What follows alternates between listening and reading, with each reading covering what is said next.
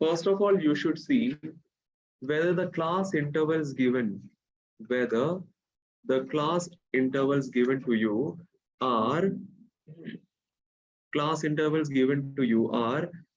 continuous class intervals or not. Okay, this is the first checkpoint. What is the first checkpoint, children? Whether the class intervals given to you are continuous class intervals. You all remember what are continuous class intervals? The upper limit of the first class interval and the lower limit of the second class interval are the same. That is known as what? Continuous class intervals. This is something which you learn in class 9, isn't it? Class 9, chapter statistics, you had learned it. The very first thing. Did you notice, children, here? The beginning of the session will contain all these discussions and then we can start with the graph. Okay. So then 0 to 10 is your first class interval. 10 to 20 is your second class interval.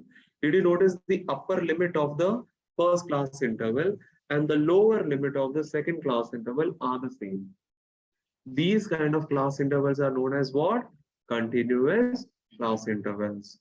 All right. See this, the second and the third class interval, 20, 20. The upper limit of the second class interval and the lower limit of the third class interval are the same, isn't it? That is why you call these kind of class intervals as continuous class intervals.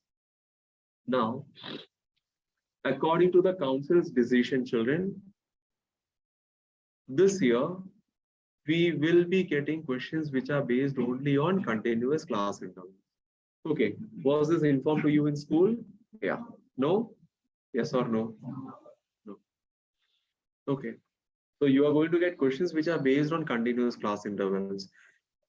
Don't expect a question where you will be having discontinuous class intervals. I hope you all know what are discontinuous class intervals. Even if you don't know, I will just brief it. And then also I will teach you how to convert it into a continuous class interval. All right. See, from the council, they will say a lot of things. If this will come, this will not come. But once it comes in the question paper, then you will have to solve it, isn't it? If you don't solve it, nobody is going to come and stand with you, saying that, during that training session, you said it will not come, but it came, isn't it? Against whom you will go and fight? We don't have any option for that. So for that reason, children, and for your information, I'll be briefing how to convert a discontinuous class interval into a continuous class interval. It will hardly take 5 to 7 minutes. Okay, not more than that. All right. Anyways, now our focus should be on this question. So you got to know that this table given to us is based on continuous class interval. All right. Children, the second point. Please check whether the class intervals have started from 0 or not. Okay? Whether the class intervals have started from 0 or not. Here, what are the class intervals? 0 to 10, 10 to 20, 20 to 30, and so on, right? And so on. So, from where are we starting? From where are we starting this? We are starting our journey from 0. Okay? But in very rare cases, they will ask you a question based on Ogive, which will start with a 0 in very rare cases, because they don't want purposely to make the question very easy. Okay? They don't want purposely to make the question look very easy. For that reason, they will not start with 0 when you are sitting for the board examination. All right. They may start like this, children. 20 to 30, 30 to 40, 40 to 50, and so on. Okay. And so on. So, you may be having a question in your mind, like, what is the difference between these two? Okay, what significance you have if you're not starting with 0, but you're directly starting with 20? Children, there is a significance, because when you were learning this topic in school, your teacher must have taught you the concept of kink. Do you remember, children? The concept of kink. Okay, what is the spelling of kink? K-I-N-K, kink. Okay. Your teacher must have taught you the concept of kink. So, is kink a wrong word? No, right? It's a good word, no? Yeah. Then why you are laughing? Is king a wrong word, Sachin? No. So why did you laugh? Oh, since I laughed, you laughed. Everybody were laughing. That's right. You tell me your reason why you are laughing. Is king a wrong word? No. Resolved? Now, can I? Okay. So, children, kink is a zigzag line which is drawn to fill the gap. Okay, to fill the gap. Now, you may be thinking, which gap? Children, suppose you are going to draw the ogive for this particular table. Okay, this particular table, which is there in our question. You started your class interval from 0. So, this is how it is going to be 0 to 10, 10 to 20, 20 to 30, and so on. You are totally at peace, isn't you? Are totally at peace. You don't have any issues with this. But what if you had to draw the graph for this particular table? You had to draw the graph for this particular table. Are we starting with 0? No, children, we are not starting with 0. But even if you are not starting with a 0, it is mandatory to write 0 over here or O over here. What is this, children? O. O stands for what? Origin. Okay. O stands for origin.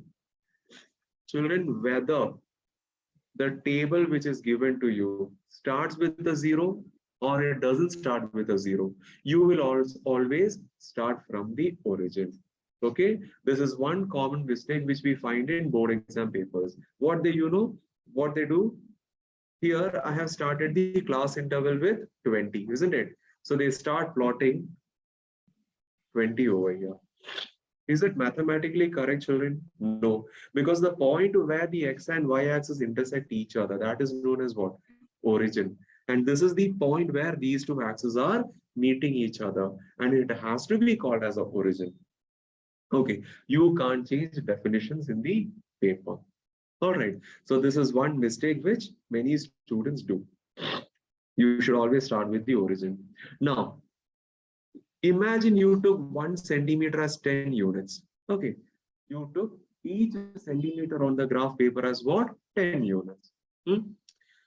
You have to start the class interval from where? 20, isn't it? What is the first class interval? 20 to 30. So children, 20 is here, 30 is here, 40 is here, 50 is here, and then 60. It goes on like that, 20, 30, 40, 50, 60. Because each and every centimeter in your graph paper, I mean on the x-axis, was considered as what? 10 units. Isn't it? Now, 20 to 30. Imagine 20 to 30, the frequency is 7. 30 to 40, the frequency is 9. 40 to 50, the frequency is, say, for example, 11. You have a very clear idea what are the corresponding frequencies for each and every class interval. 20 to 30, 7. 30 to 40, 9. And it goes on like that. But my question here is, do you have any idea about this class interval 0 to 20? Do you have any idea? No. From 0 till 20, what is the number of frequencies? We have no clue about it because it is not given to us in the question, isn't it? So the same information has to be passed on to the person who is correcting your paper. Yes, it has to be passed on to the person who is correcting your paper. And how will you pass on that information? In order to pass that information to the examiner, telling him, sir, I'm really sorry. I don't know what is the number of frequencies for this class interval 0 to 20. We use the zigzag line, which is known as kink. Understood? We use the zigzag line in order to fill that gap of 0 to 20. And you call it as a kink. Children, if you don't show that kink, you will lose 1 mark. Okay? If you don't show that kink, you will lose 1 mark. Okay. So things are clear.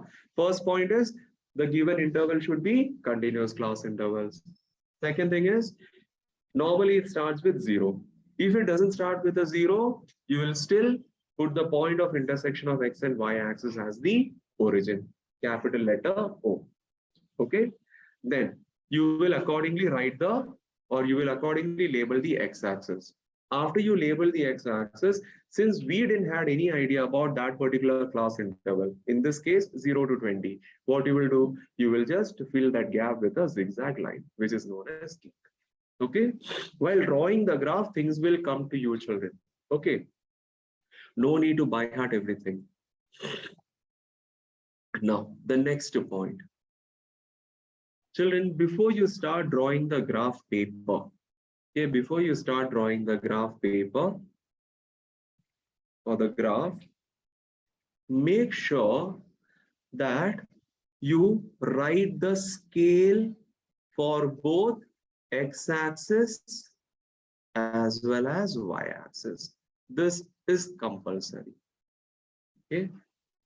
When you're drawing an ogive, writing the scale on the top right corner of the graph paper is compulsory.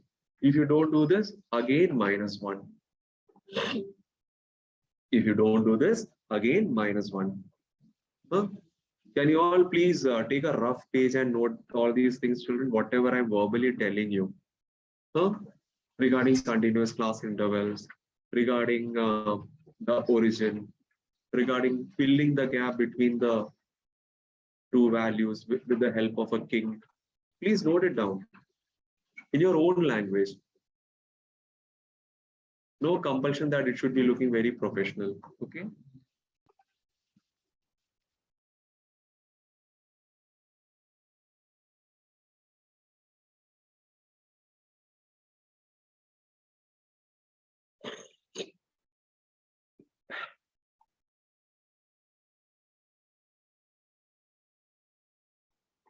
Noted it? Now, the next point, always mention the name x-axis as well as y-axis. And on the x-axis or just below where you have mentioned x-axis, just mention that you are labeling the class intervals. Just write C dot I, so that the examiner understand that you have used the x-axis to represent what? The class interval. Okay. Milan, you said you already learned this in school, right? So y-axis is used to represent what? Nobody will answer except frequency. Did you study this topic for this exam? You didn't study. Okay, you answer. Why do, sorry, what do we represent on the y-axis? Cumulative frequency. വലിയ ചോദ്യമല്ലേ ഞാൻ ചോദിച്ചത്? പഠിച്ചില്ല. ഇതേ question ഞാൻ നാളെ ചോദിക്കും കേട്ടോ. അന്നേരം നിനക്ക് ഒരു എക്സ്ക്യൂസും കാണത്തില്ല പറയാൻ. So children, what do we represent on the x-axis? The class interval, isn't it? CI. And what do we represent on the y-axis? Cumulative frequency. Note it down, children. Note it down. All right. Now let us start plotting the points on the x and y axis. Okay. Fine. Otherwise, children, we will do that once we start drawing the graph. No, we haven't started drawing the graph yet. Yeah. Now let me go back to this table. Children, this table is given in the horizontal form. And I always tell you, you should be drawing the table in the vertical order, isn't it? So what I'll do is I will draw it on the left-hand side. You also please do it. Class intervals 0 to 10, 10 to 20, 20 to 30, 30 to 40, and then 40 to 50. Total how many class intervals? Only 5, no? Yeah. Then write down the values of frequency. 4, 9, 15, 4, 9, 15, and then 14 and 8. Gopika, can you see from there? You're able to manage. Arani?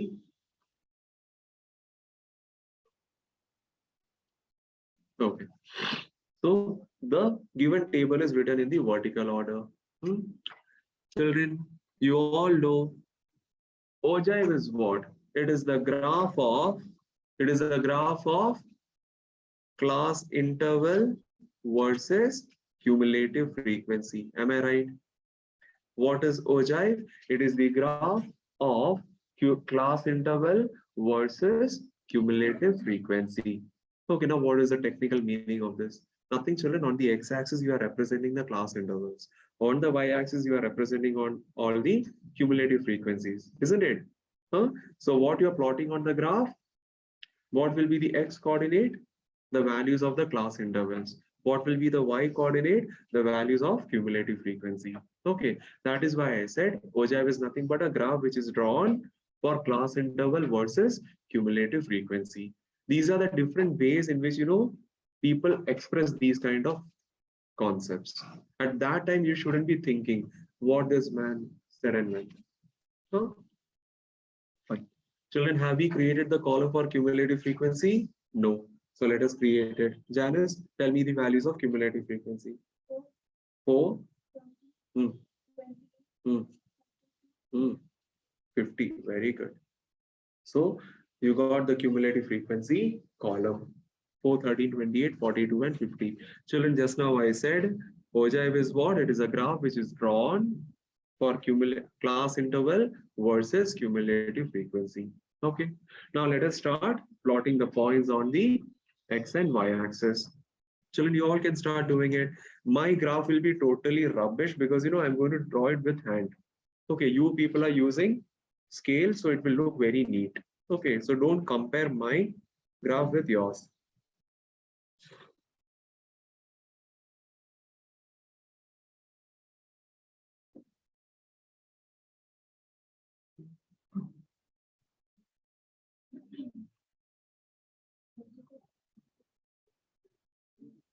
Draw the x and y axis and do it very slowly, okay? Don't be in a rush.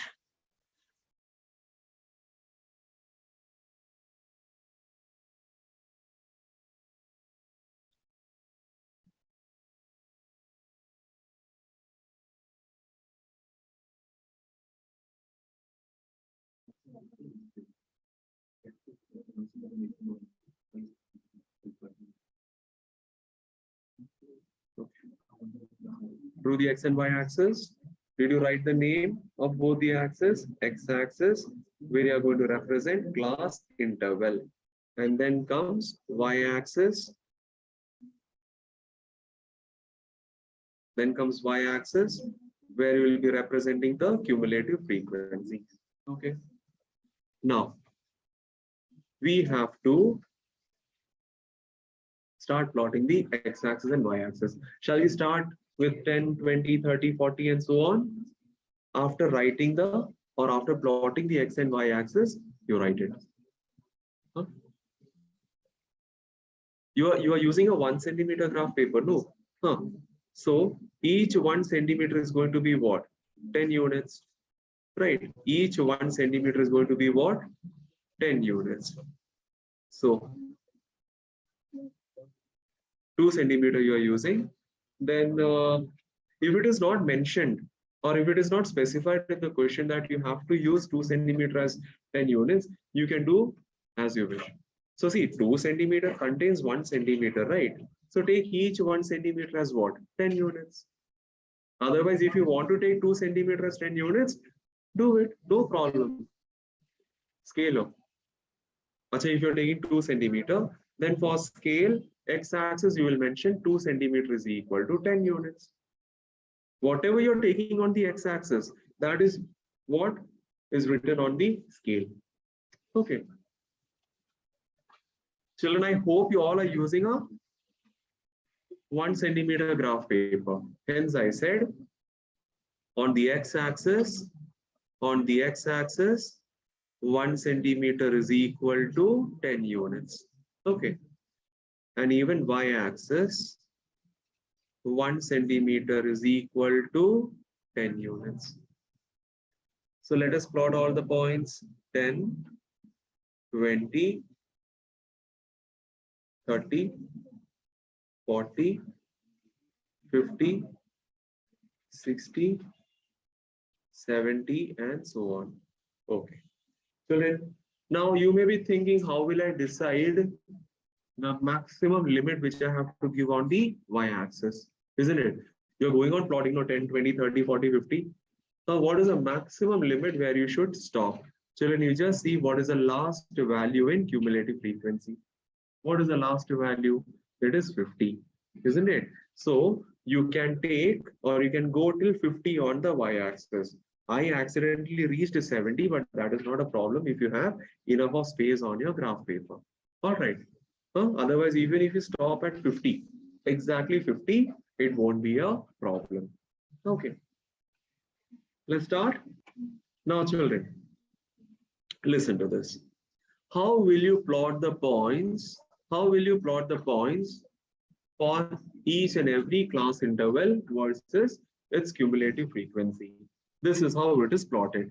Children, in 0 to 10 class interval, what is the upper limit? The upper limit is 10.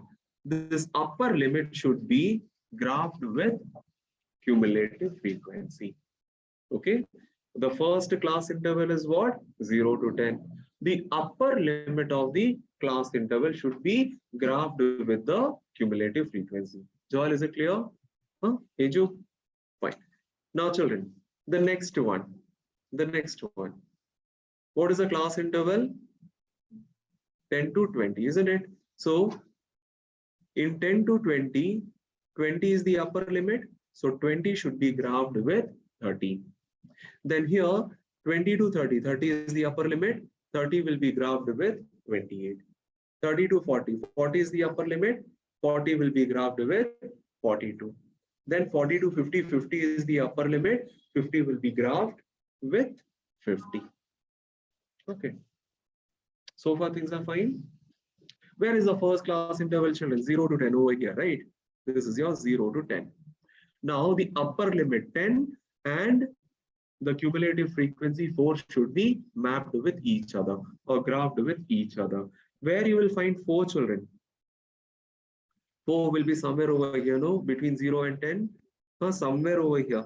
I'm just roughly taking it, but it is very clearly visible in your graph paper, isn't it? So 10 versus 4. Just put a cross mark over there. 10 versus 4. Right now, only put a cross mark. Don't do anything else. Okay. The second one, children. 10 to 20 versus 13. Yeah, 20 versus 13. So the next value on the x-axis is what? 20. And the value on the y-axis is 13. Where will 13 come? Somewhere over here. So I'll just plot it over here. 20 versus 13. Understood, Rian? This side? Now, the next one is 30 versus 28. Okay.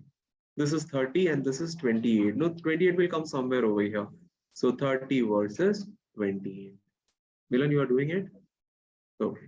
Then comes 40 versus, what is it? 40 versus 42. Okay. So this is your 40 and 42 will come somewhere over here. So 40 versus 42. Plotted it.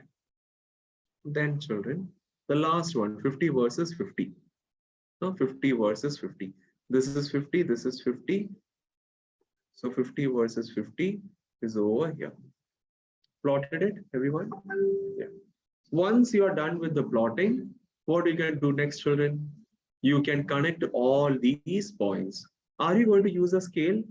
No. Gopika, are you going to use a scale? No. Isn't it? You are never allowed to draw an ogive by using a scale and a pencil.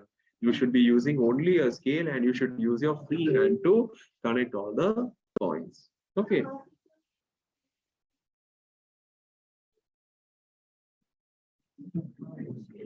Which teacher said that? Bina. Just consider it as a joke. No, you consider it as a joke. What ma'am said is, you use a scale and draw it, but it should not be looking like you have used a scale, isn't it? I have one answer for that. The people who are going for corrections are also smart enough to understand, isn't it? Obviously, yes. Isn't it? We also understand, no, the child has used a scale or not. Okay. Children, please, for God's sake, don't use a scale. No matter how imperfectionly you draw it. Okay, no matter how much of imperfections you bring into that graph, teacher will understand that you had touched the scale. Okay, so don't try to cheat your teachers. Okay, okay, yeah. Now, children, all of you are having a pencil. Let's start connecting the points. First point to the second point.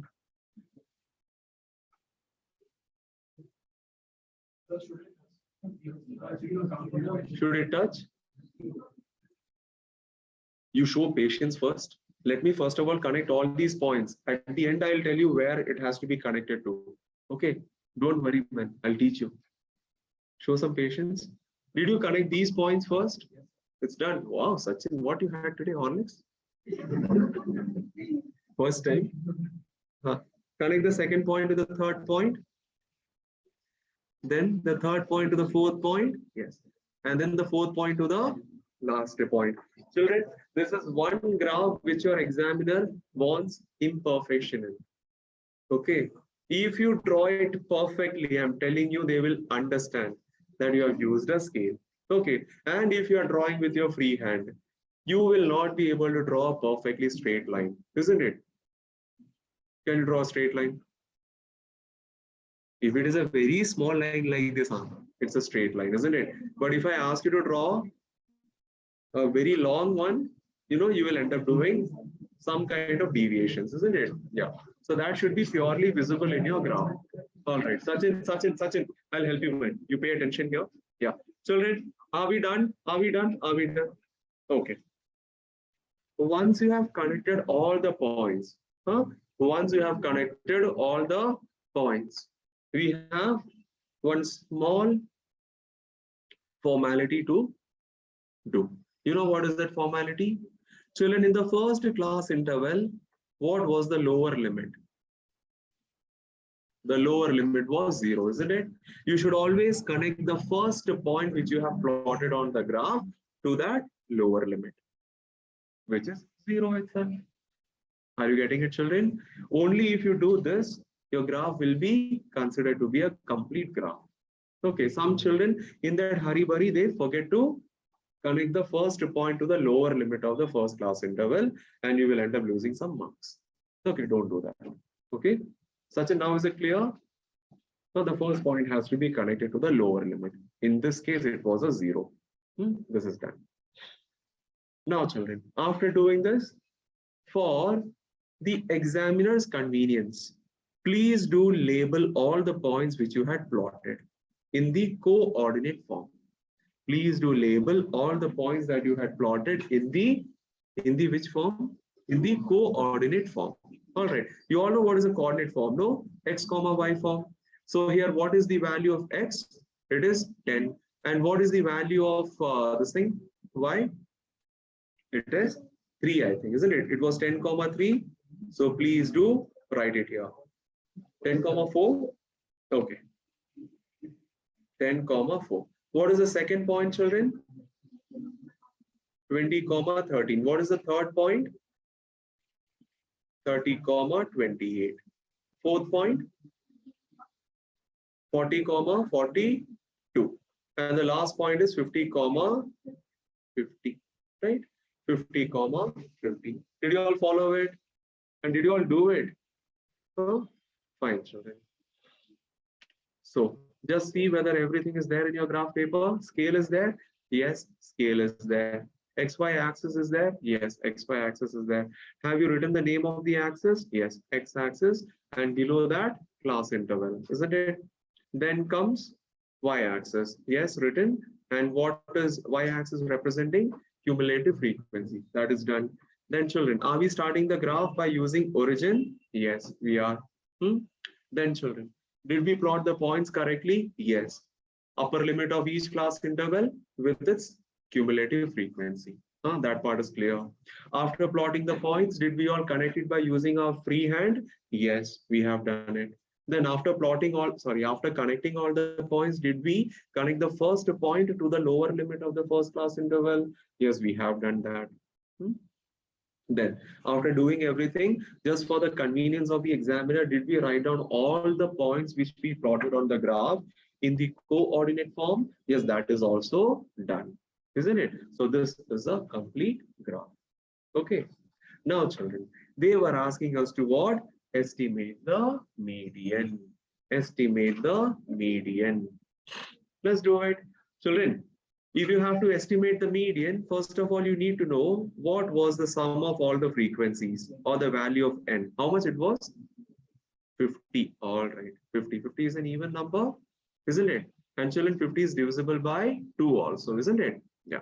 So the median value will be what? N by 2th term.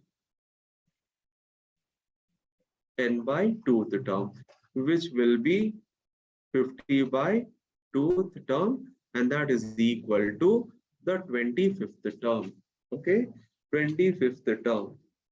Now, do you know what is the value coming against the 25th term? We don't have any idea. And that is what exactly we are going to find by using this graph paper, isn't it? Huh? That is what we are going to find, the 25th term. All right. Now, the x-axis was representing what? The class intervals, no? Isn't it? And the y-axis was representing what? The cumulative frequency. What is cumulative frequency, children? The number associated with each and every variable, isn't it? The number associated with each and every variable. Now they are asking us to find what value you are getting against the 25th term. Children, what value you are going to get against the 25th term. So what I will do is, I will go to the y-axis. I will go to the y-axis. On the y-axis, I'll figure out where that 25th term is lying. Okay, where that 25th term is lying. This is the 10th term. This is the 20th term, 30th term, 40th term, 50th term, 60th term, 70th term, isn't it? Where is the 25th term, children? It should come exactly in between 20 and 30. It should come exactly in between 20 and 30, somewhere over here. This is your 25th term, isn't it? Now, what is the value which you are getting against this 25th term? What you will do? Now, for this purpose, you can use a ruler. Okay, for this purpose, you can use a ruler. Take out a ruler and pencil.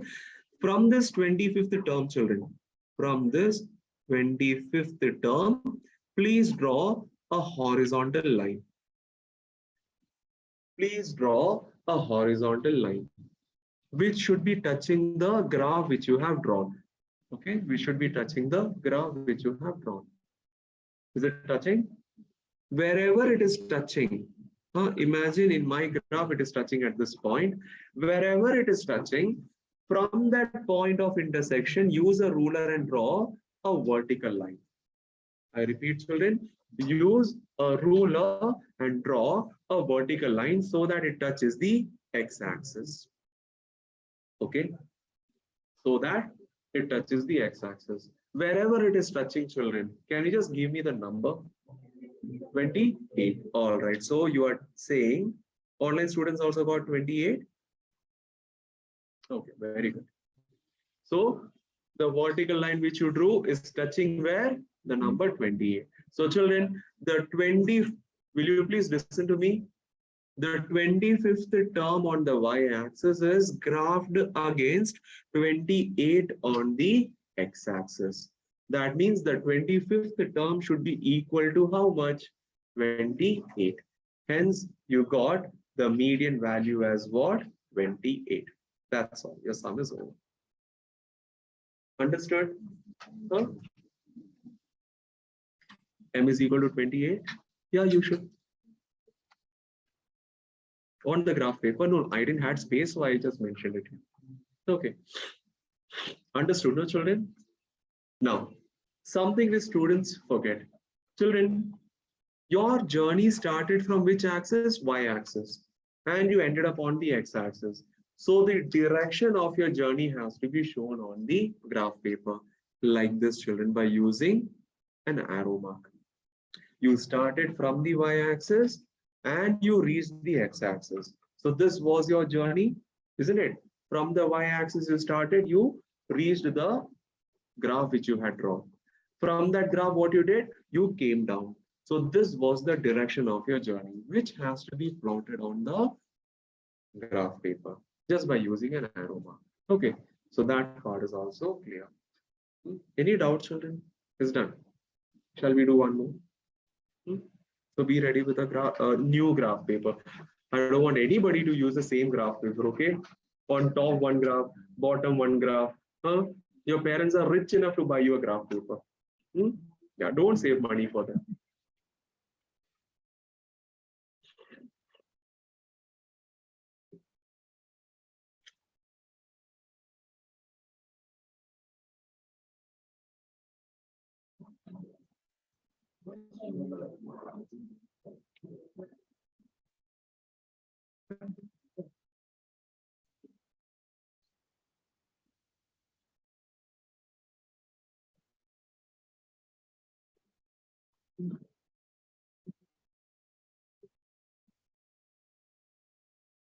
Here is a table.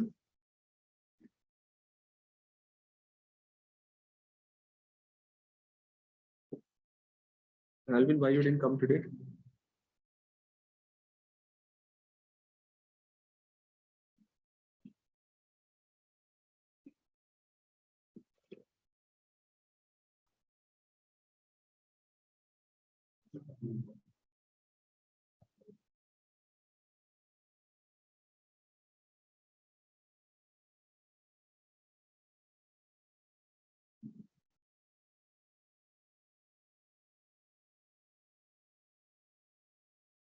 Alvina, you there in the class?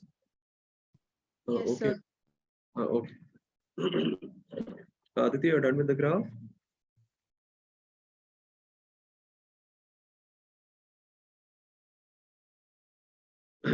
ആരുടെ ഇടിച്ചോടാ നിന്നെ വയറ്റില് ആൽവിന് abdomen pain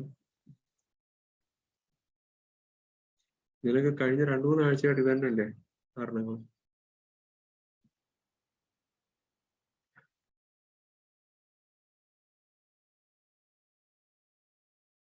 okay fine did you all draw it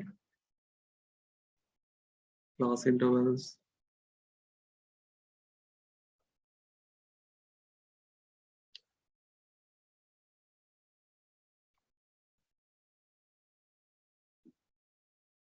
class interval and then the frequencies are the class intervals continuous or discontinuous continuous okay Joshua you have to prepare the cumulative frequency column okay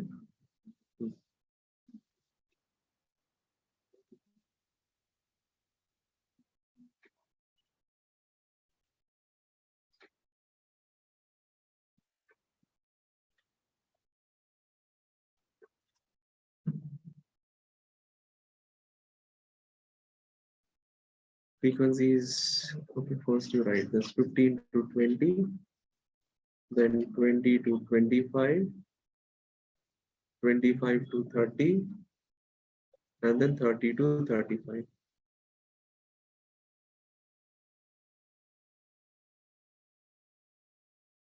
yeah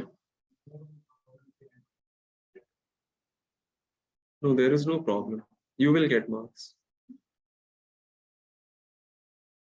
why you want to don't write frequency column to save time no just write cf that is enough so 11 yes Joshua tell me 11 36 48 53 55 all right so these are the values which you need to plot on the y-axis and what is the maximum value which you have to plot children it is 55 isn't it yeah it is 55 okay so let's start with the graph start doing it children even I will do along with you make sure that every other point is covered okay without fail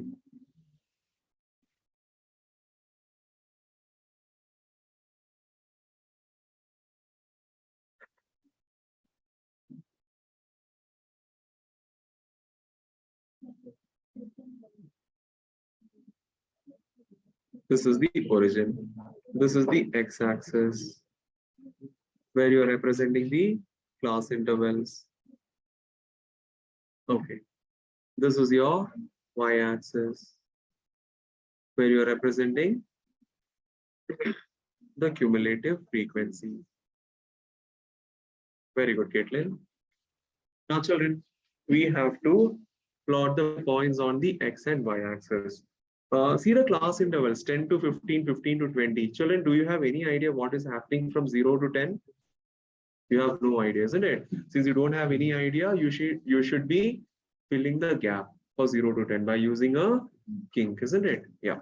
So are we taking 1 centimeter is equal to 10 units, everyone? 1 centimeter is equal to 10 units. Okay. So 10 to 10 or 5 units? 5 units, right? Okay. So each 1 centimeter is equal to 5 units. So 10, 15, then comes 20, then comes 25, 30, 35, and you just put one additional 40. Gopika, Harini, done? Okay. Now, what is the maximum value which you need to represent on the y-axis? I told you know how to determine it just by looking at the cumulative frequency, isn't it? What is the maximum value here, children? 55. Huh? So you can take each 1 centimeter is equal to 5 centimeter or 10 centimeter, whatever is comfortable for you. I would recommend you to take 5 centimeters. Will you have 20 spaces on your y-axis? If you don't have 20 spaces, you can just take each centimeter as what? 10 units. Okay. So 10, 20, 30, 40, 50. If you take each centimeter as 5 units, just that the size of your graph will be bigger. That's the only difference. Answer will be the same, but the size of the graph will be what? Slightly bigger. Okay. Lesser the units you are taking, smaller is the graph. More the units you are taking, bigger is the graph. Okay, that is proportional to each other. Okay. Now, children, 0 to 10, you know very well, we don't have any data. So zigzag line, which is a kink.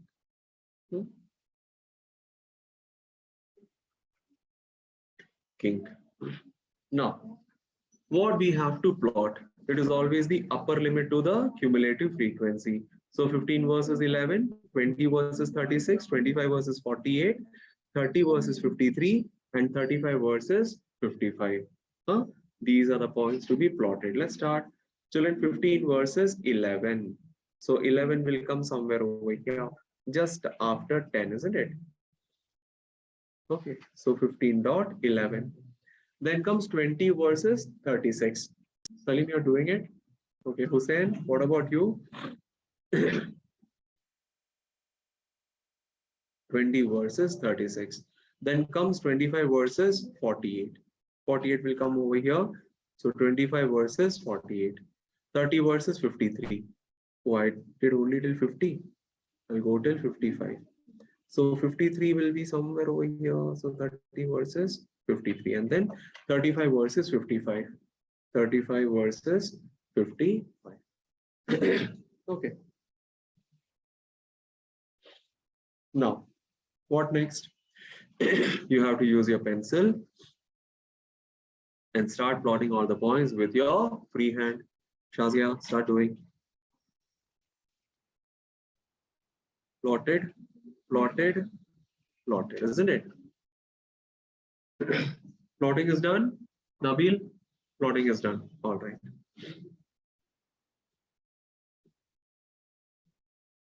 Now, what we have to do, children, in order to finish this graph?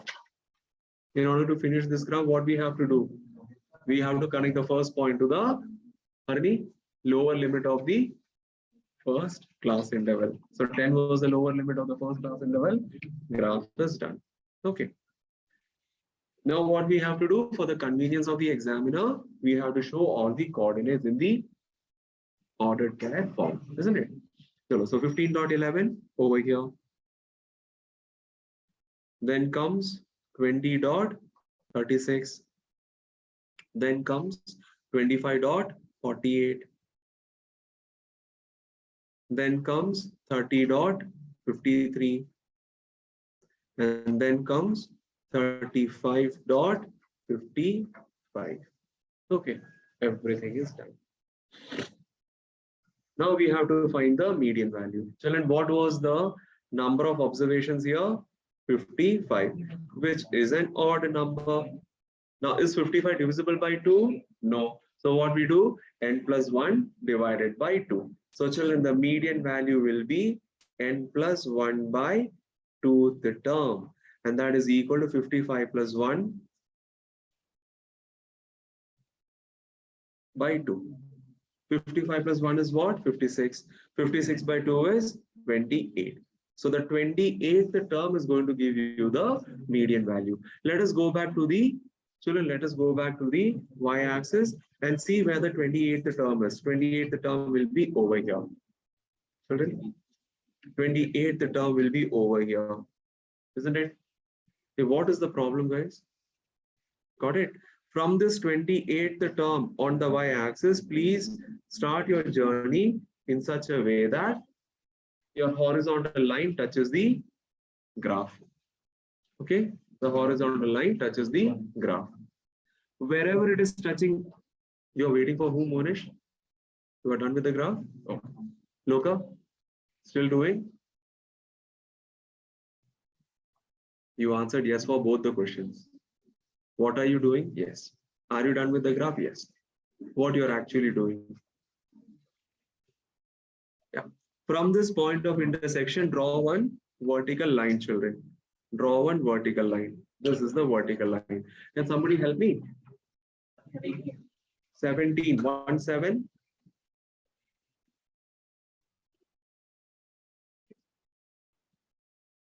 From my rough diagram, I feel it is 17. What's the answer at the backside? In your book, how much it is?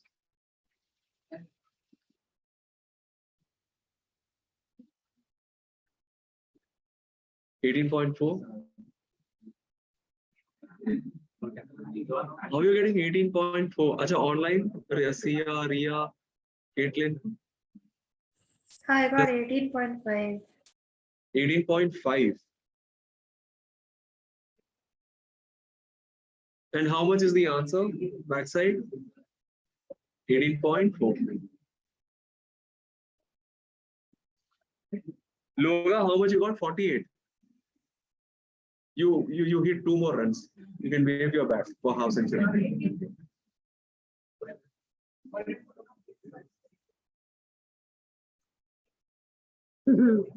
How much you got, boys? 18. Okay, fine. Acha, now listen. Hello. I was about to say that. Now listen. The council has given a what should I say, concession or relaxation? I don't know. Plus or minus 1 is always relaxed for your final answer, children. That means imagine the council has set 18.4 as the correct answer. But the child is getting 17.4. Then also you will get 1 mark. If the child is getting 19.4, then also the child will get 1 mark. Understood, children? If the child is getting 18, then also obviously you will get marks, no mark. Plus or minus 1. That means the maximum error which you can do is either by positive 1 or by negative 1. Okay, between that, whatever value you get. Say for example, children, you got 18.5. Okay, this will still give you marks. Okay.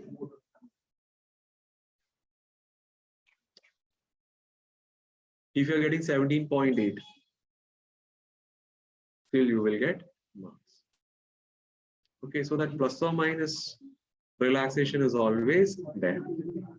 Okay. Now you may be thinking, why and how the council came to such a decision where you are doing the wrong thing, but still you are given marks. Children, I'll tell you the reason for that also. Sachin, what am I going to say now?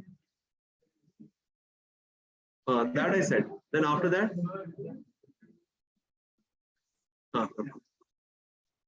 Now, listen to this. Children, You all drew this graph by using your free hand, isn't it?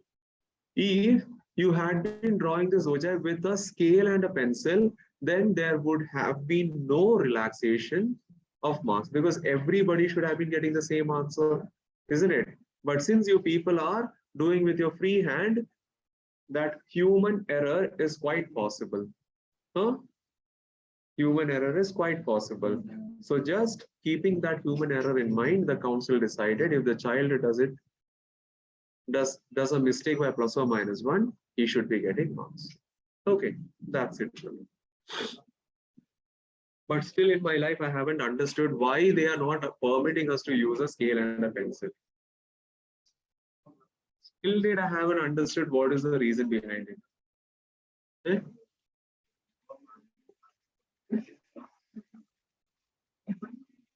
Okay, one more. Then children will do one thing. Let's use the same graph to find Sandra.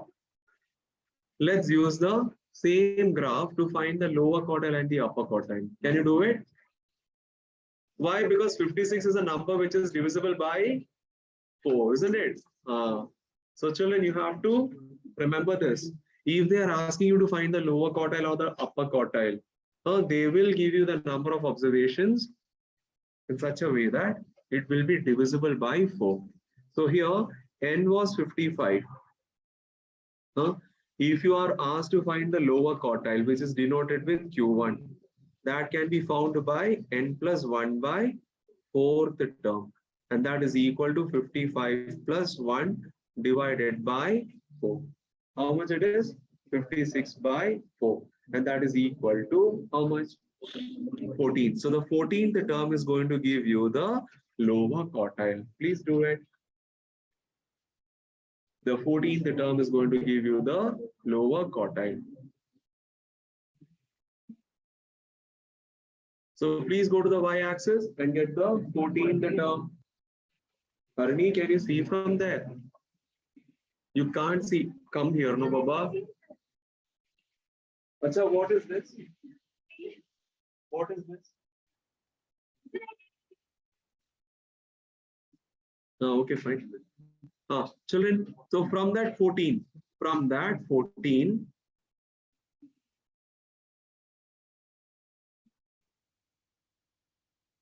where is 14? Somewhere over here, right?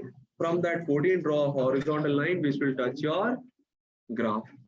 Wherever it touches, children, from there you draw a vertical line. 15 is the answer?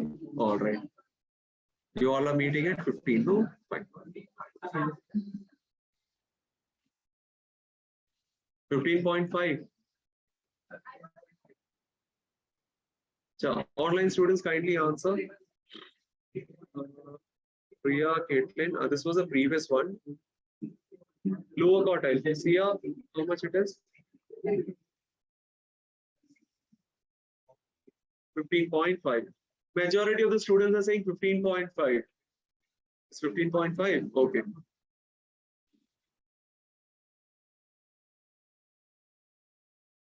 Jeevan, how much you're getting? Plus or minus 1 is there, so you can be a little relaxed.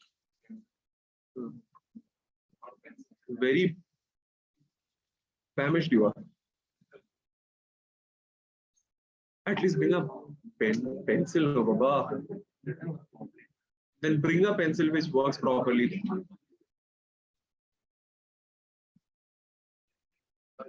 Yeah. 15.5. Hello, are we done? We are done?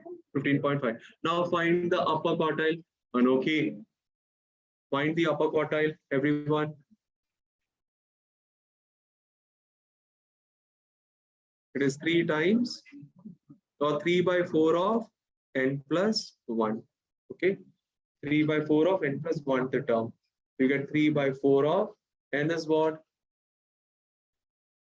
55. So 55 plus 1 the term. So this is 3 by 4 into 56. 4 ones are 4 into 16s are. Sorry, 14s are. 14 into 3 is what? 42. 42, isn't it? Yeah. So 42nd term will be your upper quartile. Children, let's go back to the graph. 42nd term over here, isn't it? Draw horizontal line. It will touch the graph. From there, draw a vertical line.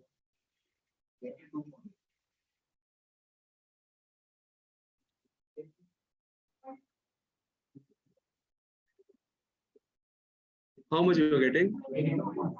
22.5. So you got the upper quartile also. All right. So children,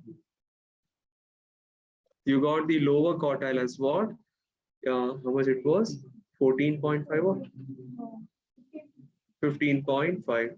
And how much was the upper quartile?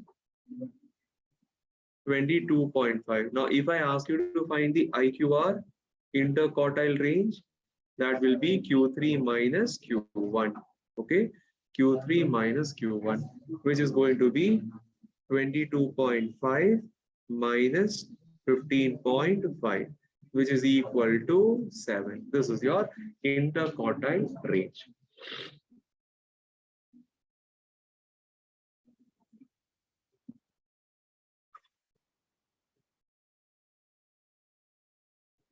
Hello, children. Any doubt? Please ask. No doubt. Okay. Very good. See, Caitlin, you are getting 22. Here, children are getting 22.5. Okay. Children, take a 5-minute break and then we will do one more graph. Okay. Yeah.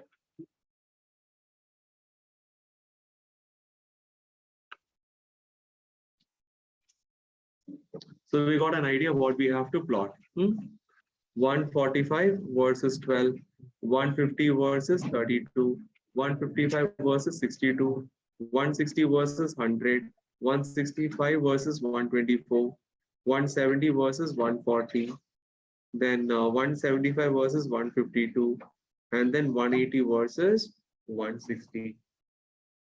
This is what we have to plot. Okay, so let's start with the graph.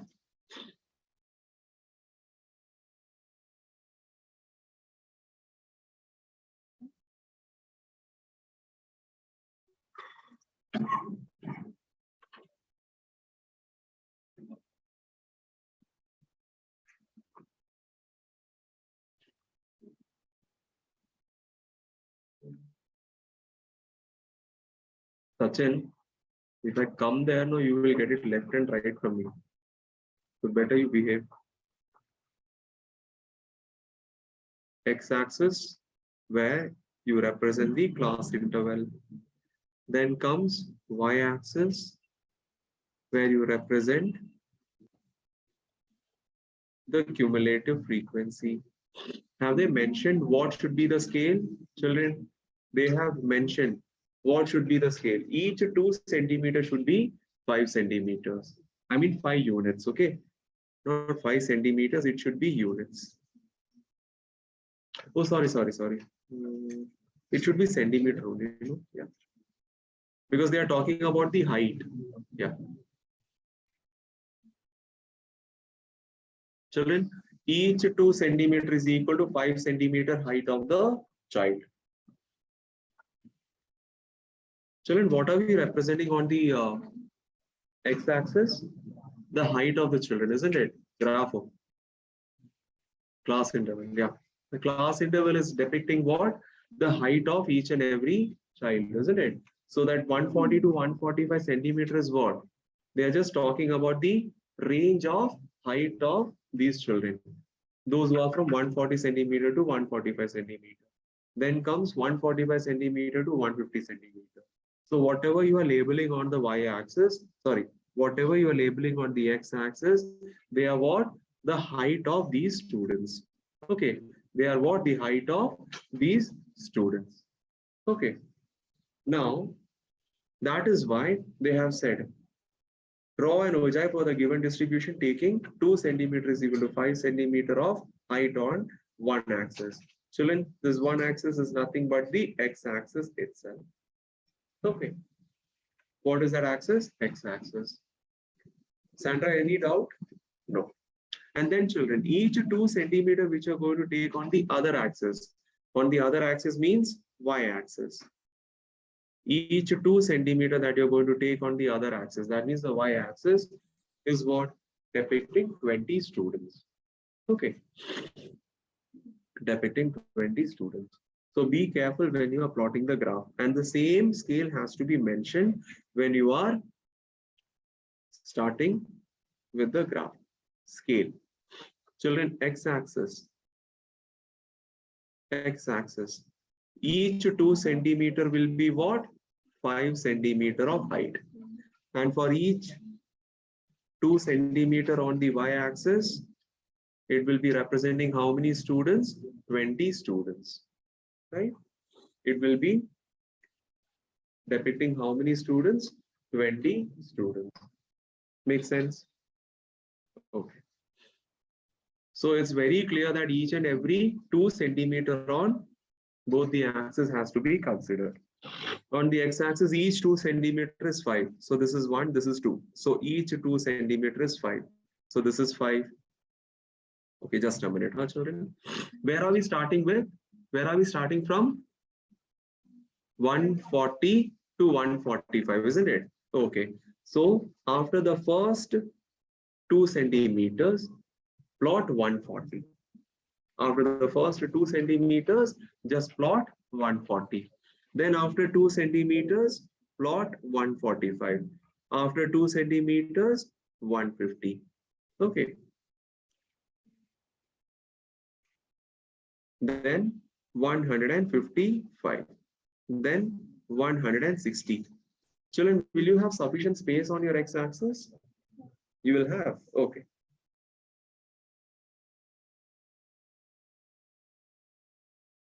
After 2 centimeters, 165. And then after 2 centimeters, I'll just extend this line, 170. Again, extend the line, 175. Where are we ending? 180? Okay. So here comes your 180. So according to the condition, we have plotted everything on the x-axis. Okay. 0 to 140, we have no clue. So we will fill this gap with a zigzag line. Okay. Now we have to plot the y-axis. What was the condition on y-axis? Each 2 centimeters what? 20 students, isn't it? So this is the first 2 centimeter where you will write 20. This is the second 22 centimeter where you will write 40. This is the third 2 centimeter, 60. Then comes 80. Then comes 100. Till where we have to go? 160, right? Yeah, so you need a very long y-axis. 120. Then I'll stress this. This is 140 and this is 160. Okay, it's not at all looking neat, but you people will do it very neatly, okay? Yeah. So let's start plotting the points. Online students also ready, no? Yeah. Hussein, Caitlin, Alvina, Alvin, Ria, Aditya.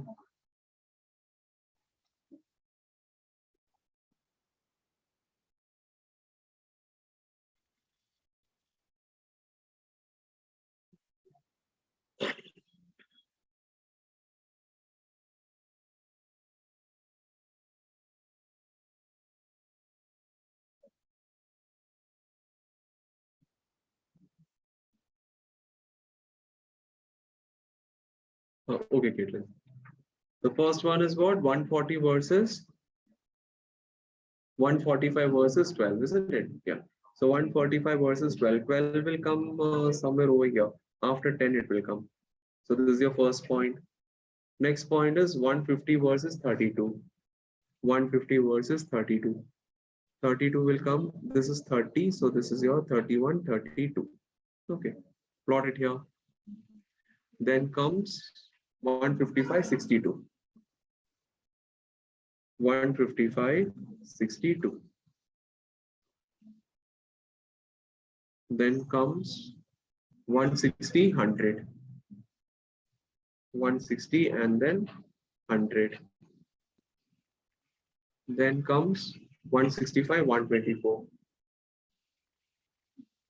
165 and 124. I'll just erase this.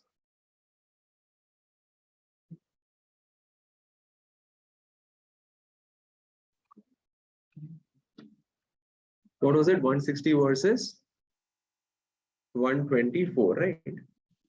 So somewhere over here. Not perfect. Then 165 versus 170 versus 140.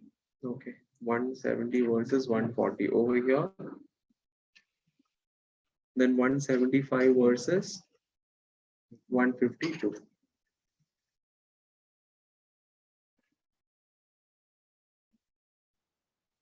Over here. And the last one is what? 160. Last one is 160. Okay. So many points you have to plot, children. Be careful.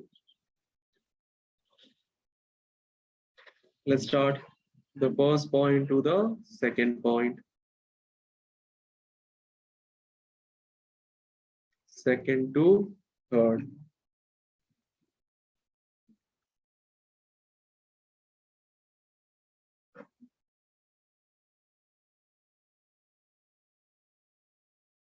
Somewhat like this you got?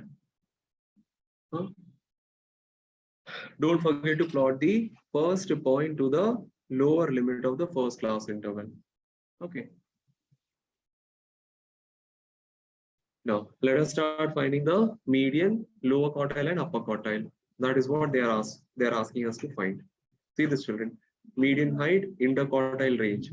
You can find interquartile range only if you know what, Anoki? You can find interquartile range only if you know what. Sandra, you look at your book. You can find interquartile range only when you know these two things. Which two things?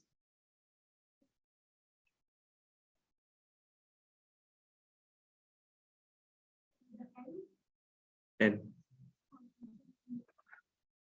You interquartile. Interquartile. Q1 and Q3. Lower quartile and upper quartile. Okay. Interquartile. Yeah. Let's do it. Children, what is going to be the median value? Harini, what is going to be the median value? Oh, yes, madam. Okay. Is it 160 by 2th term, children? That is going to be what? The 80th term, isn't it? I'm asking you what is the median value? Hello. So 80th term, isn't it? Where will you find the 80th term? First, you have to go to the y-axis, plot a point on 80. From there, you have to draw a horizontal line.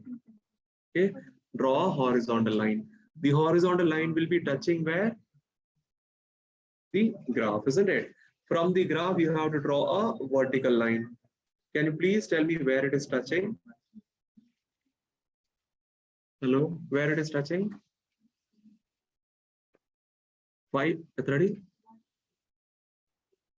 So 157.5. Okay. Is that what you all are getting? 157.5 online students. C is getting 157.5. Okay. Then who else? 157.5. Janice? Okay. Children, please do plot all these, write all these points in the coordinate form. Don't forget, please do write all these points in the coordinate form.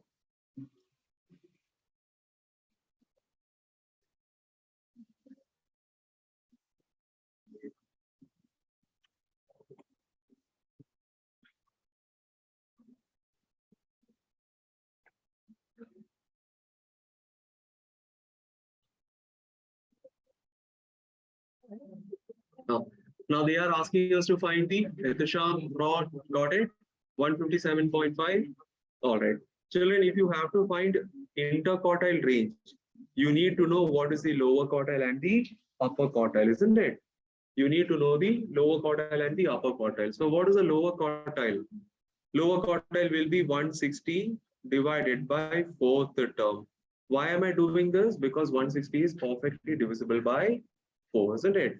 So that is going to be the 40th term. Let's find the 40th term. Here is your number 40. From 40, you will draw a horizontal line. From there, you will draw a vertical line. Is it 152 something?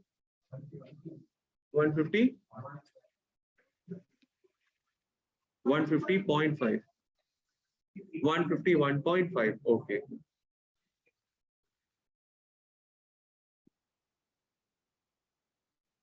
Is it 150.5?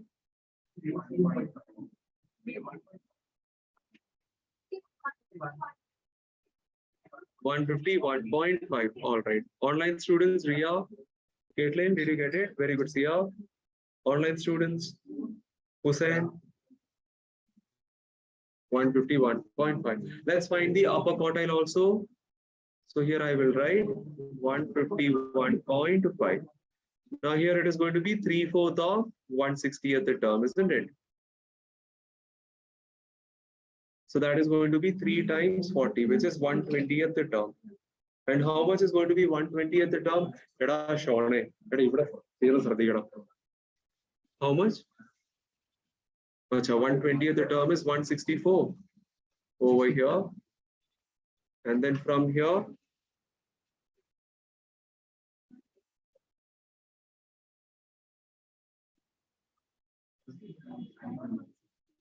$164. All right. So you got the values of Q3 and Q1. What is the interquartile range? 12.5. Very good. IQR will be equal to Q3 minus Q1. That is 164 minus 151.5. And that is equal to how much you said? 12.5. This is your interquartile range. Children, we have to solve one more question. Okay. Please don't leave. We have to solve one more important question. Very good, Sia. Priya, you got the answer?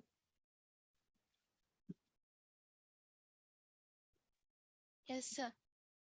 Okay. There was one more question. Children, Salim, you're done? So fast. Completed it. Very good. The number of students whose height is above 172 centimeter. Children, this is very important. Okay. This is very important. 1 mark for sure. This type of question will come. Okay. Now, what is the question? How many students are having a height which is greater than 172 centimeter? Above 172, isn't it? So, above 172 centimeters. All right. So, let's understand this one. If I ask you, on which axis did I plot the height of the students? X-axis. And I plotted the number of students on the y-axis, isn't it? They are asking you how many students are there whose height is above 172 centimeters. 172 centimeter. That means, children, you have to go and check on which axis? X-axis.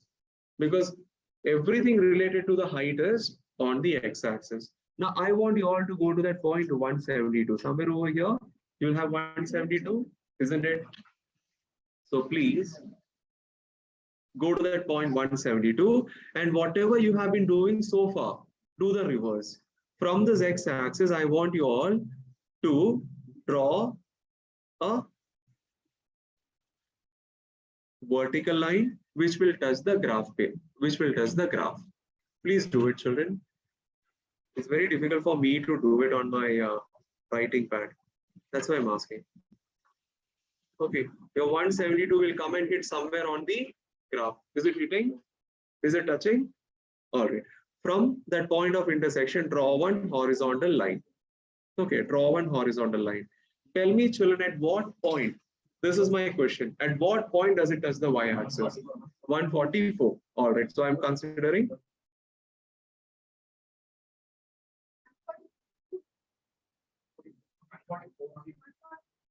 This has to be correct, huh? 144.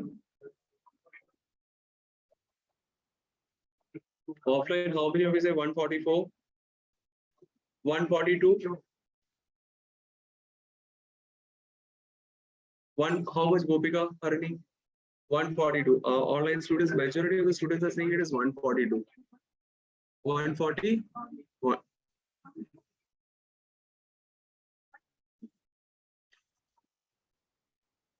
Enough, I'll take 142. Okay. All right. Children, listen. Let's do it with 142. I can't help you in this matter, children. You have to do it perfectly. Okay. Huh? What, Angel?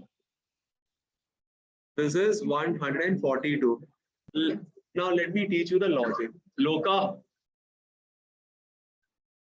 Should I again throw you out? You said that the horizontal line is touching the number 142 on the y-axis, isn't it? That 142 is what, children? The 142nd student, isn't it? That is 142nd student. If I ask you, what is the height of this 142nd student? Isn't it 172 centimeter exactly? Huh? I started from the number 172 and I reached 142. That means the height of that 142nd child is what? 172. But they are asking you how many students are there whose height is above 172. That means they don't want us to count that particular child whose height is exactly 172. Isn't it? They don't want us to count. That means the 143rd child onwards, you will have to start counting because the 143rd child will be having a height which is slightly more than 172 centimeters. Understood? What was the total strength of this class, children? 162 minus how many, till which child it is 172? It is 142nd child, isn't it? So the remaining 28 students, that means starting with the 143rd student, ending at the 160th student. Total how many students are there? Dada? 18, okay, fine.